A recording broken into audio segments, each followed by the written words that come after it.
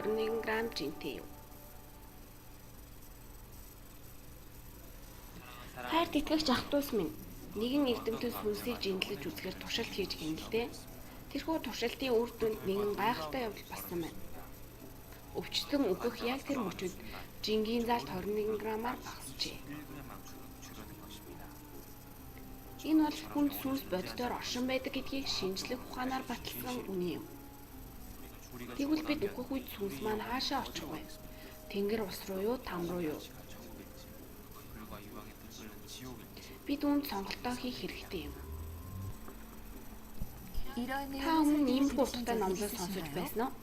Сүнсийг жинлэж туршсан тухай ийм жишээ зарим номлолд ашиглагддаг ба яг л үлгэр домог шиг сонсогдож болох ч сонирхолтой нь энэ туршилтыг боддоор хийж bijээ.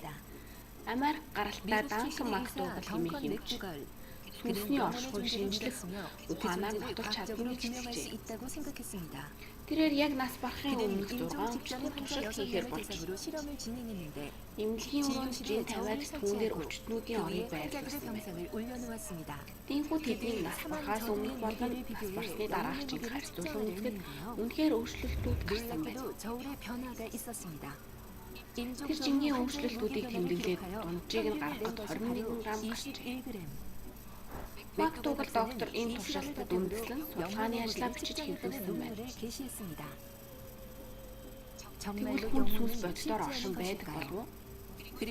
Тэр сүнс нь үнэхээр 21 г гэж юу? Энэ үнэн эсхийг харцгаая. Туршилт хийхэд тухайн тооцооллын алдааг багасгах нь маш чухал байдаг. Гэтэл Мактуугал докторын хийсэн туршилтад маш их алдаа байсан юм.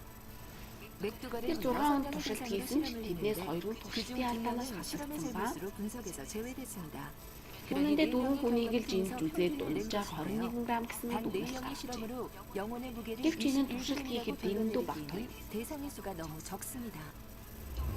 Дээрээс нь өвчтнүүдийн биеийн жин нас барсны дараах жингийн багассан дөрөнд хүн тус бүр дээр харилцан адилгүй байсан. Мөн тухайн үед хэрэглэсэн жин наривчлал тутмаг байсан. Мактуугал докторыг хэрэглэсэн жин нь 6 г-ийн цамиг шалгах боломжтой байжээ.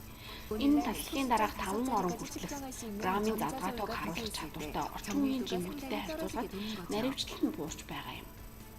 Аугуст Кларк гэмч Мактуугал докторыг туршилтаа хүн нас барах үед цусны эргэлт зогсож биеийн дулаан буурч хэлдэг үзэгдлийг тооцоолоогүй хэмээн шүүмжилжээ. Кларк харин хүний биеийн дулаан буурч эхлэхэд хүс болон чийг нь уурснаас биеийн жин багасдаг учраас тайлбарласан байна. Тэгвэл орчин үеийн шинжлэх ухаанд Мактуугалын туршилтыг хэрхэн авч үзэж байна вэ? Сүнс бол ямар нэгэн зүйлээр наривчлан хэмжигдэх боломжгүй. Хүний бие махбодоос ялгаатай бөгөөд хэмжээ болон масс зэрэг материалыг шинж чанарт өгсөн бодит тус оршихгүй юм. Хэрвээ сүнс өөрийн гэсэн жинтэй гэж үзвэл түүнийг материаллык бит гэдгийг хүлээн зөвшөөрч байгаа хэрэг болох юм.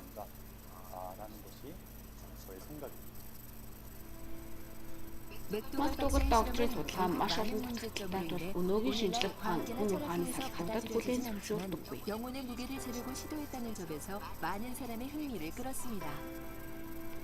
Гэвч тэр сүнсийг жинлэх оролдлого хийсэн гэдэг талаас олон хүний сонирхлыг татдаг. Харин сүнсийг жинлэж үзсэн тухай дээрх яриа чуулган дотор сонирхолтойныг тулгуур хэдий ч хэрэг итгэл төрүүлэх мэдээлэх вэ гэдэг дээр дахин нэг бодолцож үзэх нь зүйтэй юм.